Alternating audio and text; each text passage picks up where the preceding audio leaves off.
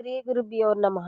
మద్గురుదేవులు చిన్నరామచంద్రయార్లు వారి పాదపద్మములకు నమస్కరించుకుంటూ, శ్రీ సత్యానంద సత్యమయ్యార్లు వారికి నమస్కరించుకొని, శ్రీమద్భాగవత కృష్ణదేశికేంద్రుల వారు రచింపబడిన శక్తిద్వయ నిరాశకంబైన శుద్ధ నిర్గుణ తత్వ కందార్థ ధరువుల నుండి 5వ అధ్యాయము ఏరుకోపత్తి లక్షణం నుండి 3వ కందార్థము క్రమ సంఖ్య 67. లేనెరుకను ఎరుకనియనా లేనెరుకట్లాయని నలెస్సగ వినుమా లేని మృగ జలము వంద్యా సూనులు గలిగుండి వెదకి చూడాలేనట్లు ఈ లేనెరుక యాడాలేదిట్లు స్థాను పురుషుడు శేషావిషణము గగన ప్రసూనము నరుని స్వప్నానందము ఇవి వెదకి చూడలేనట్లు ఈ లేనెరుక యాడాలేదిట్లు.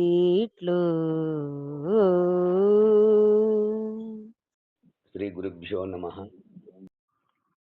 ఆత్మానాత్మరకితం అచల పూర్ణోపదేశికం శ్రీ నిశ్చలానంద నారాయణ గురోర్శిష్యం శ్రీశైల వంశాంభుతిరేవ జాతం శ్రీ పరమానంద శంకరేంద్రం గురుం భజామి. మద్గురుదేవులు శ్రీ శ్రీ పరమానంద శంకర నారాయణ స్వామి వారి పాద పద్మములకు నమస్కరించుకుంటూ, శ్రీమద్భాగవత కృష్ణదేశికేంద్ర ప్రభువులచే విరచితంబైన శక్తిద్వయ నిరాశకంబైన శుద్ధ నిర్గుణ తత్వ కందార్థ ధరువులు 5వ అధ్యాయము ఎరుకోత్పత్తి లక్షణము నుండి ఈరోజు మనము 3వ కందార్థాన్ని విచారించుకుంటున్నాం. అయితే క్రిందటి కందార్థంలో ఆధ్యారోప అపవాదాభ్యాం నిష్ప్రపంచం ప్రపంచతే అన్నట్లుగా ఎరుక ఉన్నది అని తోచినట్లు కనపడినా ఆధ్యారూపమనగా లేనిది, అంటే లేకనే ఉన్న వస్తువు ఒకటైతే అది మరొక వస్తువుగా కనపడుట.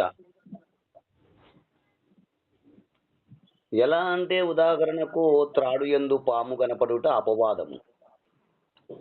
అలాగుననే అసలు వస్తువే లేదు, లేకపోయినా ఏమీ లేనిదే ఉన్నట్లు తోచపడుట ఆధ్యారోప అపవాదం. ఎలా అంటే కుందేలు కొమ్ము, గొడ్రాలు బిడ్డ, మృగజలము వలనని తెలియము. ఈ విధముగా ఎరుకను గురుముఖముగా ఆశాంతము విచారించినచో ఉన్నది ఒక్క పరిపూర్ణ పరబ్రహ్మమే. ఎరుక అసలు లేనే లేదు, ఆధ్యారోప అపవాద రూపముగా ఉన్నదని తెలియబడును అంటూ మనము క్రిందటి కందార్థంలో విచారించుకున్నాము. అవునాయన.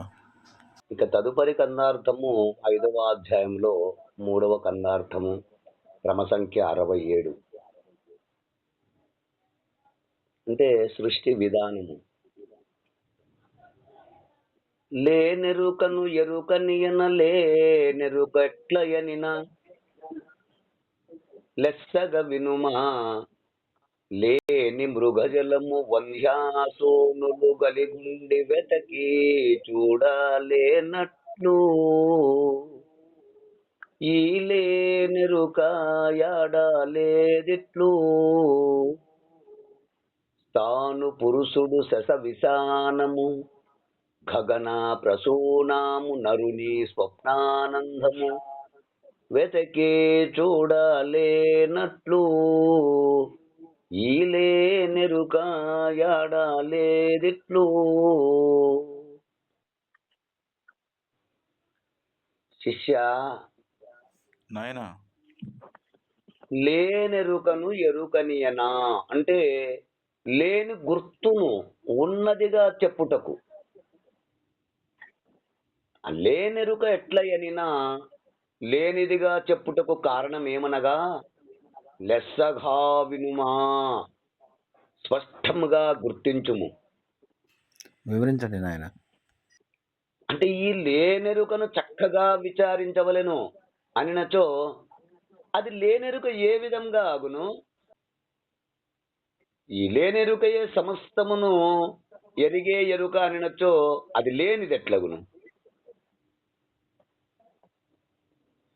లేని మృగజలము ఎండమావుల యందు జలము ఉన్నట్లు కనపడినా ఉన్నది అని అన్నంత మాత్రము అచ్చట నీరు లేదని విచారించిన వారికి తెలిసినది.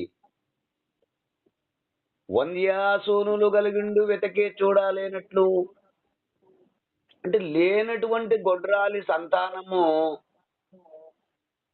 ఉన్నట్లు మాటలలో కనపడుతున్నా వెతకి చూచిన లేనివే. గొడ్రాలికి బిడ్డ లేదు అని విచారించిన వారికి ఈ విధముగా వాటిని విచారించినచో లేనివే, అవి లేనట్లుగానే ఈ లేనెరుక యాడా లేదిట్లు. లేక తోచుతున్న ఎరుక ఎక్కడా లేదు. అంటే ఈ లేని ఎరుకను గురుముఖత విచారించినచో ఉన్నట్లు తోచబడుచున్నను లేనిదే అని గ్రహించవలెను. ఆ పర్యాయ పదాలు మళ్ళీ ఒకసారి చెప్పండి నాయన. స్థాను పురుషుడు, మొద్దులో దొంగ, దశ విశానము, కుందేటి కొమ్ము, గగనా ప్రసూనము, ఆకాశ పుష్పము, అస్వప్నానందము, ఆ కలలో పొందు ఆనందము, ఇవన్నీ లేకనే ఉన్నట్లు తోచినా లేనివే. మనకు 66, 67 కన్నార్థముల యందు ఇక్కడ ఏం తెలియజేస్తున్నారు? గొడ్రాలి పుత్రుని వలె, ఆకాశ పుష్పము విధముగా, స్థాను పురుషుని విధముగా, యక్షరాజధాని విధముగా, నాయన త్రాడు సర్పమైన విధముగా, ఎండమావుల రీతి, కుందేటి కొమ్ము, స్వప్నానందముగా, ఈ విధముగా మనకు 8 ఉపమానాలుగా అందించారు. 66, 67. ఈ కందార్థముల యందు మనము విచారించినచో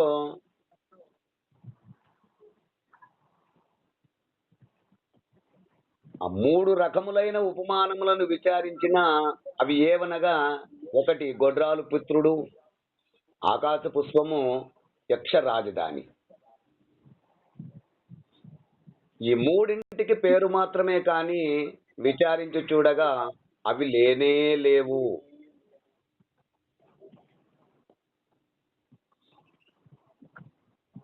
ఇక రజ్జు సర్పము, తాను పురుషుడు, మృగజలము,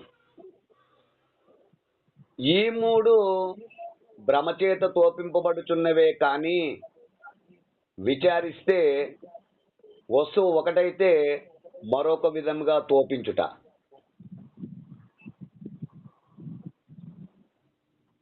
ఇక కుందేటి కొమ్ము, స్వప్నానందములు, ఇవి 2.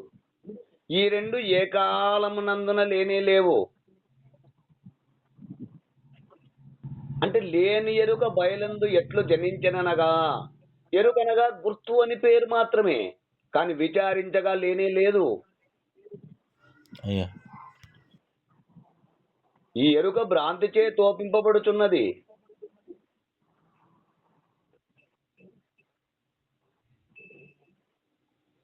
ఈ ఎరుక ఏ కాలముందున పుట్టనే లేదు. ఇదంతయు స్వప్నతుల్యమని 3 విధములుగా విచారించిన ఎరుక పుట్టనే లేదు. పరిపూర్ణము మాత్రమే శాశ్వతము అంటూ మనకు ఈ కన్నార్థము ద్వారా వివరణను అందిస్తున్నారు. ఈ కన్నార్థ భావాన్ని మీరు కూడా అందుకుంటారని కోరుకుంటూ జై గురుదేవ. జై గురుదేవ. జై గురుదేవ. జై గురుదేవ. జై గురుదేవ. జై గురుదేవ.